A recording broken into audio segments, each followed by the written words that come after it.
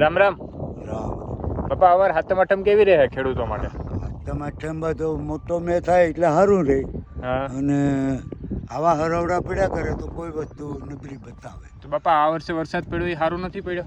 પડ્યો ખરી આ ભાગ નબળાઈ રહી. આપણો ભાગ ગીર સોમનાથમાં નબળાઈ રહી થોડી. નબળાઈ રહી.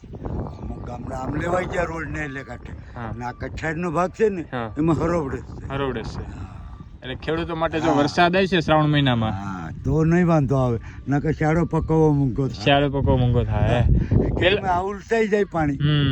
આ પેલા પાણી બાપા પેલા 12 મહિના નદીમાં પાણી રહેતા નહીં? હા 12 મહિના કોઈ ખૂટતું નહીં પાણી. હવે 12 મહિના હવે કેમ ખૂટી જાય?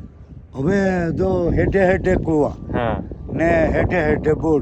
હા. 2 વીઘામાં બોર બનાવી હા. લેવાનો તો એ 50 વીઘામાં એક વાયચાક હોય. હા એ પણ 2 વીઘા કે 4 વીઘા પીટ કરતા ને લાકડાના હાથી હતા.